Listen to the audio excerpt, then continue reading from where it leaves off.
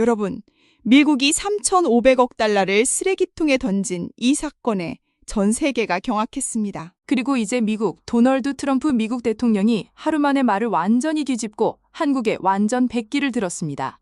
지난 9월 4일 조지아주 현대차 LG 배터리 공장에서 한국인 기술자 300명 이상을 체포했던 바로 그 트럼프가 불과 이틀 만에 한국과 관계 나빠지지 않는다, 한국 전문가 필요하다라며 8일 완전히 말을 뒤집은 것입니다.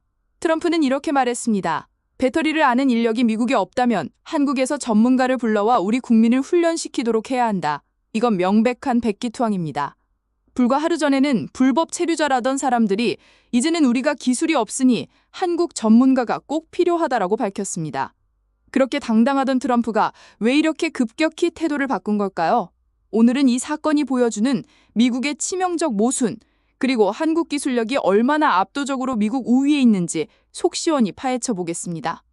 사건은 지난 9월 초 조지아주에 위치한 현대차와 LG 에너지 솔루션의 76억 달러 규모 배터리 합작 공장, 여기에 미국 이민 세관 단속청 ICE가 헬기까지 동원해서 들이닥쳤습니다. 단속 결과는 정말 충격적이었습니다. 총 475명 체포, 그중 300명 이상이 바로 우리 한국인 기술자들이었습니다. 한미동맹 70년의 신뢰가 무너지는 순간이었습니다. 이 사건이 터진 직후 트럼프 대통령은 강경 발언들을 쏟아냈습니다. 이 한국인 기술자들은 범죄자가 아니었습니다. 이들은 현대차 LG 공장 건설을 위해 파견된 핵심 고급 인력들이었어요. 배터리 제조 기술, 생산 라인 설치, 품질 관리 등 이런 건 미국 사람들이 모르는 기술입니다.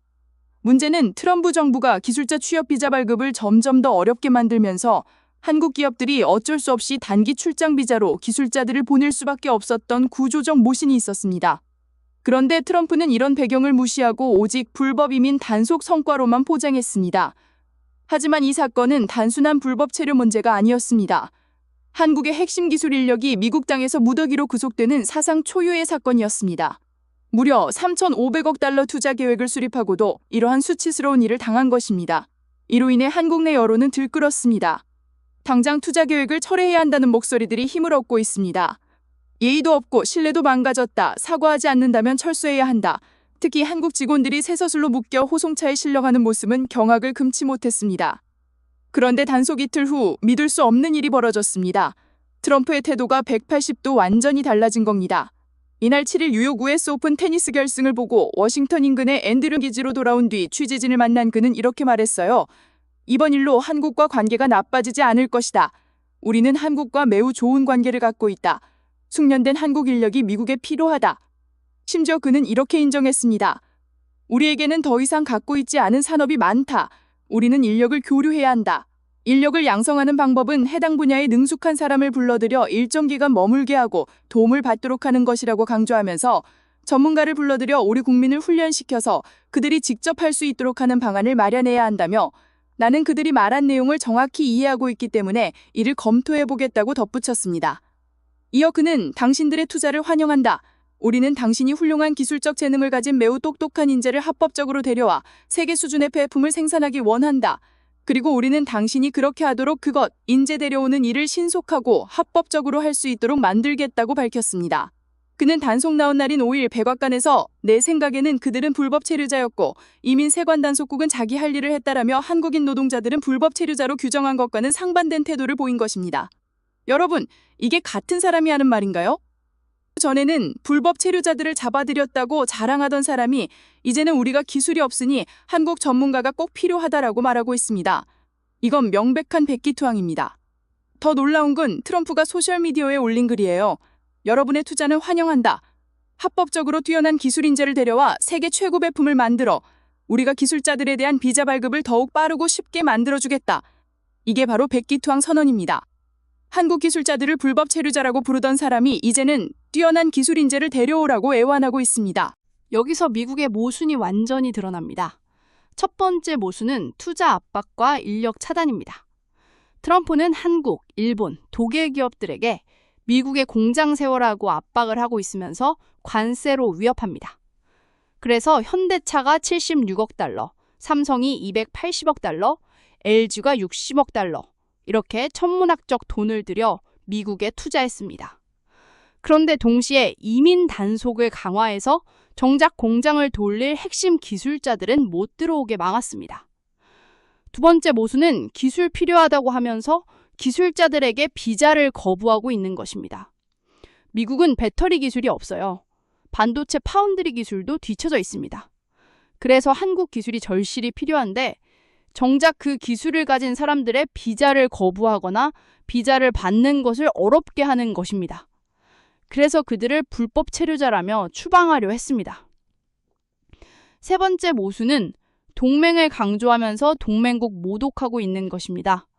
트럼프는 평소에 한국은 중요한 동맹국이라고 말해왔습니다. 그런데 그 동맹국의 기술자 300명을 한꺼번에 쇠사슬에 묶어서 줄지어 세웁니다. 우리 고급 인력들을 준범죄자 취급했습니다. 이런 모순이 결국 어떤 결과를 낳았을까요? 공장은 핵심 기술자 없이 멈출 위기에 처했고 트럼프는 결국 스스로 한국 전문가 필요성을 인정할 수밖에 없었습니다. 이것이 바로 미국 정책의 치명적 모순입니다. 투자를 원하면서도 기술자는 막는, 압박하면서도 결국 손을 벌리는 이중적 태도를 보이고 있는 것입니다. 트럼프의 태도 전환이 보여주는 것은 단 하나입니다. 미국은 한국 기술 없이는 첨단 산업을 세울 수 없다는 냉혹한 현실입니다. 이는 단순한 추측이 아니라 구체적인 숫자와 데이터로 증명되는 사실입니다. 반도체 분야 먼저 살펴보겠습니다. 삼성이 없으면 미국 반도체 자립은 완전히 불가능합니다. 현재 전 세계에서 3나노 공정 기술을 상용화한 기업은 대만 TSMC와 한국 삼성 단 두 곳뿐입니다. 삼성은 텍사스 테일러에 280억 달러를 투자해 2024년부터 4나노 공정을 시작하고 2026년부터는 2나노 공정까지 양산할 예정입니다. 이 공장이 완전 가동되면 직접 고용만 3만 명, 간접 고용까지 합치면 총 5만 명의 일자리가 창출됩니다.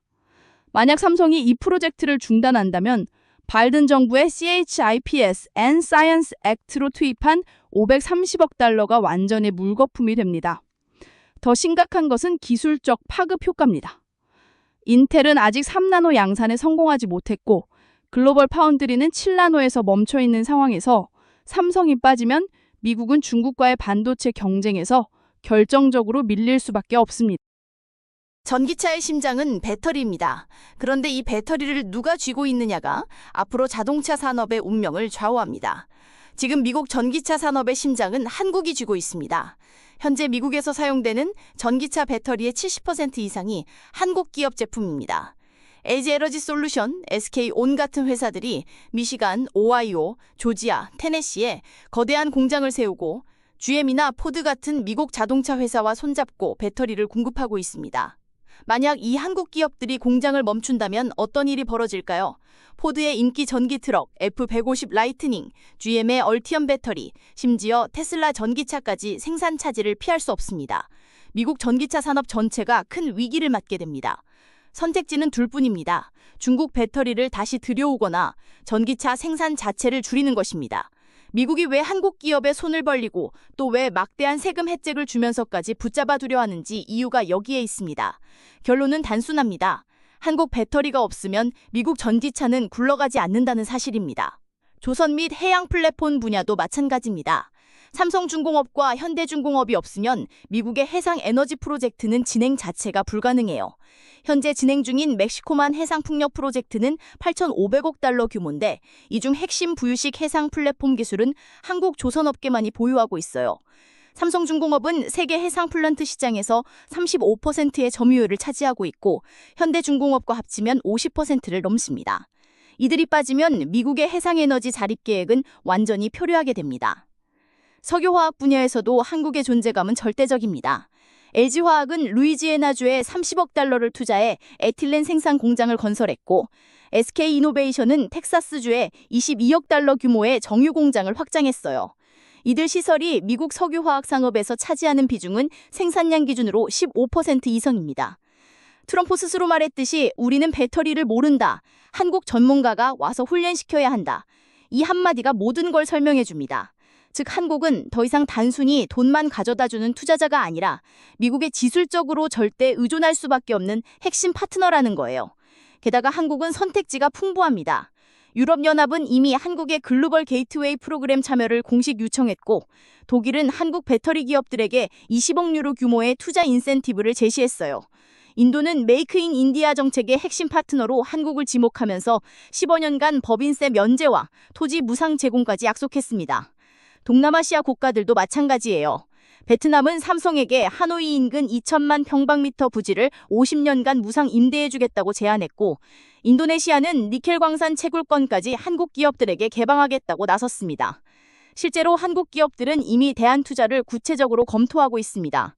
LG 에너지 솔루션은 폴란드에 65억 달러, 인도네시아에 45억 달러 투자 계획을 확정했고, 삼성 SDI는 헝가리에 추가로 20억 달러 투자하기로 했어요. 현대차는 인도 첸나이 공장을 확장해서 연 100만 대 규모로 늘릴 계획이고, 인도네시아에는 30억 달러를 투자해서 전기차 전용 공장을 새로 짓기로 했습니다. 미국의 신뢰를 저버린다면 한국 기업들은 언제든 이런 대안들로 갈 수 있다는 것입니다. 오히려 유럽이나 아시아 시장이 더 안정적이고 예측 가능한 환경을 제공하고 있는 상황입니다. 미국은 이제 깨달아야 합니다. 한국 없이는 첨단 산업의 미래가 없다는 현실을 말입니다. IC 급습에서 트럼프의 백기 투항까지 이번 사건은 한미동맹 신뢰의 민낯을 적나라하게 보여줍니다.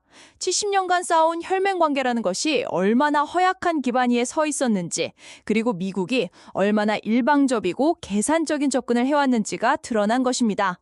하지만 동시에 이 사건은 한국이 더 이상 미국의 일방적 요구에 굴복하지 않는 당당한 파트너로 성장했음을 보여주는 상징적 사건이기도 합니다. 미국이 지금 직면한 선택은 명확합니다. 트럼프식 정치쇼는 분명 단기적 효과가 있습니다. 백인 지지층에게는 외국인들을 강력하게 단속했다는 성과를 보여줄 수 있고, 연간 100만 명 추방이라는 선거 공약을 지키고 있다는 메시지를 전달할 수 있습니다. 또한 외국 기업들에게는 미국에서 사업하고 싶으면 우리 조건에 완전히 맞춰야 한다는 강력한 경고의 의미도 담고 있습니다.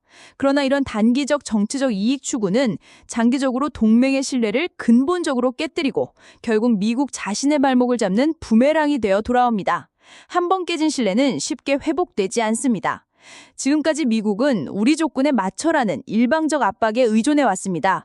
관세로 위협하고 각종 규제로 압박하고 때로는 군사적 영향력까지 동원하면서 상대방을 굴복시키는 방식이었습니다. 이런 방식이 과거에는 통했을지 몰라도 한국이 더 이상 그런 압박에 굴복하지 않는다는 점을 이번에 확실히 보여주었습니다. 한국은 이제 기술력과 경제력을 바탕으로 대등한 협상을 요구할 수 있는 위치에 올라섰습니다. 유럽연합, 인도, 동남아시아 등 대안적 파트너들도 한국을 간절히 원하고 있는 상황에서 미국의 일방적 압박은 더 이상 효과를 발휘하기 어려워졌습니다. 더 근본적인 문제는 중국과의 기술 패권 경쟁에서 미국이 혼자서는 절대 승리할 수 없다는 현실입니다. 한국의 메모리 반도체와 배터리 기술, 일본의 첨단 소재 기술, 유럽의 정밀 장비 기술, 대만의 파운드리 기술이 결합되어야 중국의 거대하고 통합된 제조업 생태계에 맞설 수 있어요. 각각의 기술 영역에서 세계 최고 수준에 도달한 이를 동맹국들의 협력 없이는 미국의 제조업 부활이라는 꿈 자체가 불가능합니다. 하지만 지금처럼 동맹국들을 하나씩 의심하고 압박하고 밀어낸다면 미국은 결국 혼자서 중국이라는 거대한 상대와 맞서야 하는 상황에 직면하게 됩니다. 반대로 한국은 이제 당당히 말할 수 있는 위치에 서게 되었습니다. 우리가 없다면 미국의 첨단 산업은 서지 못한다. 이는 과장이 아니라 냉정한 현실입니다. 미국 전기차 배터리 시장의 60% 이상이 한국 기업들이 담당하고 있고 3나노 반도체 공정 기술은 전 세계에서 TSMC와 삼성만이 상용화에 성공했습니다. 트럼프 자신도 우리는 배터리를 모른다고 인정했듯이 미국은 기술적으로 한국에 절대적으로 의존하고 있는 상황입니다. 이번 사건은 한국의 기술력이 단순히 경제적 이익을 넘어서 세계 질서 자체를 좌우할 수 있는 전략적 자산임을 명확히 증명했습니다. 한국이 어느 쪽을 선택하느냐에 따라 글로벌 첨단 산업의 칸도가 결정되는 시대가 온 것입니다. 트럼프의 하루 만의 태도 전환이 우리에게 주는 교훈은 명확합니다. 한국은 더 이상 미국의 일방적 요구에 굴복하는 나라가 아닙니다. 기술력으로 무장한 당당한 파트너로 성장했습니다. 미국이 선택해야 할 길도 분명합니다. 반기 정치쇼에 빠져 동맹을 잃을 것인가, 아니면 상호 존중하는 진정한 파트너십을 구축할 것인가. 그리고 한 가지는 확실합니다. 이번 사건은 한국 기술력의 절대적 가치를 전 세계에 각인시켰습니다. 트럼프조차 하루 만에 백기를 들 수밖에 없게 만드는 그런 힘을 우리가 가지고 있다는 점입니다. 앞으로 10년 한국이 어떤 선택을 하느냐에 따라 글로벌 첨단 산업의 판도가 결정될 것입니다. 미국은 이제 깨달았을 것입니다. 한국 없이는 미래가 없다는 사실 말입니다. 여러분은 어떻게 보십니까? 트럼프의 하루 만에 태도 전환, 과연 진심일까요? 아니면 또 다른 정치적 계산일까요? 그리고 한국이 이런 기술적 오위를 바탕으로 앞으로 어떤 전략을 써야 할까요? 여러분의 생각을 댓글로 남겨주시고 오늘 영상이 유익하셨다면 구독과 좋아요로 함께 해주시면 감사하겠습니다. 다음에도 더 흥미진진한 국제정치 경제 분석으로 찾아뵙겠습니다. 감사합니다.